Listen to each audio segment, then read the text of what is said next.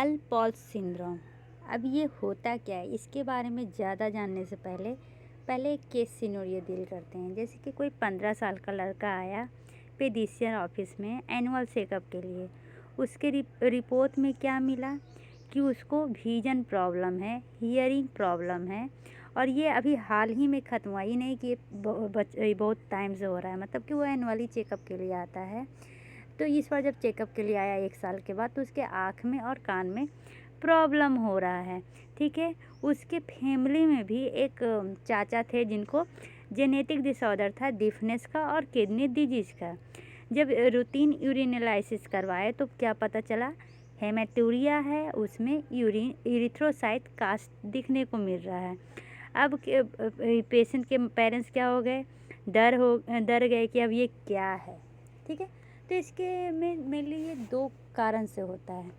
एक तो ये बेसमेंट मेम्ब्रेन सिंड्रोम में आता है, बेसमेंट मेम्ब्रेन सिंड्रोम में आता है, और दूसरा ये जेनेटिक डिजीज़ में आता है। तो जेनेटिक डिजीज़ में कौन सा, तो एक्स लिंक्ड डोमिनेंट डिजीज़ में आता है।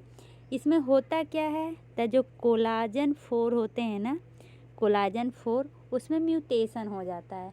तो आप एक तरह से ऐसे भी समझ सकते हैं ये कोलाजन 4 होता कहाँ कहाँ पे है। पहले ये समझ में आ जाएगा तो बहुत सारे आंसर आ जाएंगे। तो ये कोलाजन 4 मेनली कोक्लिया में पाया जाता है, ग्लोमरस के बेसमेंट मेम्ब्रेन में पाया जाता है, आई में पाया जाता है। तो इसलिए इसके जो सिम्टम होते हैं ना, वो इन तीनों में दिखते हैं। तो याद करने का निमोनिक्स क्या है, आप एयरपोर्ट की जगह एयरपोर्ट समझ लीजिए। एयरपोर्ट में जब प्लेन क्या करता है, लैंड करता है, तो उसके हवा से हम क्या आई बंद कर लेते हैं, उसके साउंड से कान बंद कर लेते हैं। मतलब क्या होता है, कान और आँख का प्रॉब्लम होता है, और ये किडनी में पड़ रहे हैं तो किडनी डिजीज़ तो दिखेगा ही। तो ये एक जेनेटिक डिसऑर्डर है जिसमें क्या होता है, म्यूटेशन होता है टाइप 4 कोलाजन में। टाइप 4 कहाँ कहाँ पाया जाता है, तो ये इम्पोर्टेंट कंपोनेंट होता है कोक्लिया का। ये एंटीरियर लेंस कैप्सूल ऑफ आई में पाया जाता है, ग्लोमरस के बेसमेंट मेम्ब्रेन में पाया जाता है। क्या होता है इसमें, अगर देखें तो मेनली टाइप 4 कोलाजन का डिफेक्टिवनेस होगा, उसके कारण क्या होंगे, तो इरेगुलरिटी आ जाएगा बेसमेंट मेम्ब्रेन में। तो अभी हम किडनी डिजीज़ पढ़ रहे हैं तो ग्लोमुलर बेसमेंट मेम्ब्रेन में इरेगुलरिटी आएगा, जिसके कारण जो फिल्ट्रेशन था वो मल फंक्शन हो जाएगा, जिसके कारण स्क्लेरोसिस देखने को मिलता है। जब हम इलेक्ट्रॉन माइक्रोस्कोपी करेंगे ना, तो पेशेंट को हेरिडेटरी नेफ्राइटिस होया हुआ है, जिसको हम अल्पोल्स सिंड्रोम कहते हैं। ठीक है, तो इसके क्लिनिकल मैनिफेस्टेशन में क्या आएगा, तो सबसे पहले हेमेटूरिया। ठीक है, यूरिन में ब्लड मिलेंगे, आरबीसी का कास्ट मिलेगा। ठीक है, उसके बाद ऐसे कर लीजिए एक नेफ्राइटिस, फिर सेंसरी डिफनेस और ऑकुलर डिसऑर्डर। नेफ्राइटिस में हेमेटूरिया, सेंसरी डिफनेस में क्या हो जाएगा, तो इसमें मेनली आपको कान से सुनाई देना बंद हो जाएगा। उसके बाद इरिथ्रोसाइट कास्ट दिखेंगे। उसके बाद ये जो किडनी डिजीज है वो बाद में प्रोग्रेस करके रीनल फेलियर भी हो सकता है। तो हमने क्या क्या पढ़ा, हेमेटूरिया पढ़ लिया, ग्लोमेरुलर बेसमेंट मेम्ब्रेन का थिक और थिन हो गया।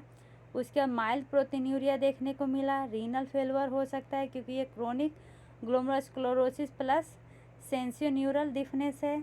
इसमें कैसा रेटिनोपैथी होगा, डॉट एंड फ्लेक रेटिनोपैथी, ये याद रखिएगा, क्या डॉट एंड फ्लेक रेटिनोपैथी देखने को मिलेगा। मेंटल रिटार्डेशन, लियोमायोमाइटोसिस, 85% में एक्स लिंक्ड इनहेरिटेंस होता है, जिसमें म्यूटेशन कहाँ होता है, अल्फा 5 4 कोलाजन चेन पे, और ये कौन से क्रोमोजोम नंबर पे होता है, 22 से 24 क्रोमोजोम नंबर में होता है। ठीक है, यहाँ तक समझने में कोई प्रॉब्लम नहीं है। ये जो अल्पोल्स सिंड्रोम है, इसमें और भी क्या क्या देख सकते हैं, तो एक बार क्विक रिवीजन देख करते हैं, उसके बाद देखेंगे। X linked recessive most common mode of inheritance है, कोलाजन 4A5 जीन का डिफेक्ट होता है।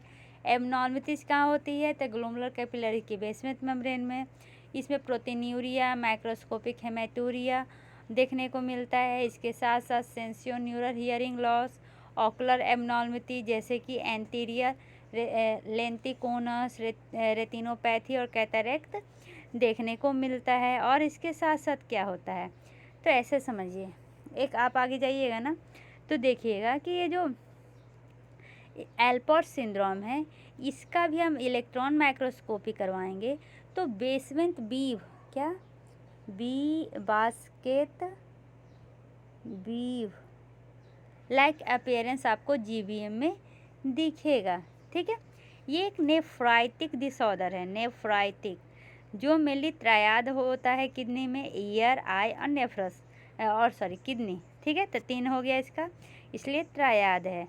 इसमें हम अगर माइक्रोस्कोपिकली देखेंगे लाइट माइक्रोस्कोप में तो जो ग्लोमुलर है उसका इन्वॉल्वमेंट होगा, वहाँ पर फोम सेल मिलेंगे। कौन सा सेल?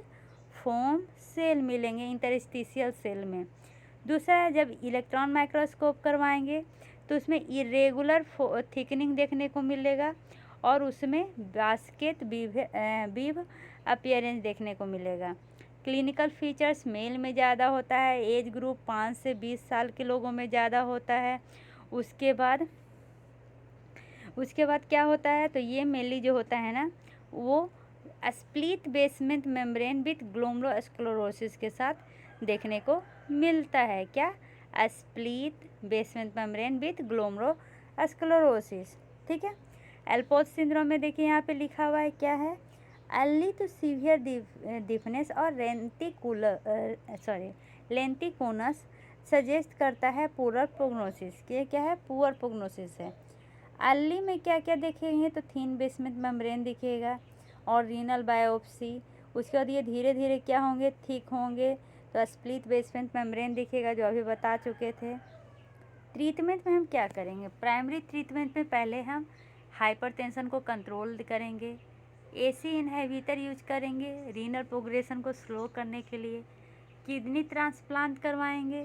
ठीक है, पेशेंट जिसमें ऑलरेडी रीनल एलोग्राफ हो गया है उनमें एंटी जीबीएम एंटीबॉडी ये डायरेक्ट करेंगे जिससे कि वो म्यूटेशन रुक सके। ग्राफ्ट सर्वाइवल अच्छा होता है। अब आते हैं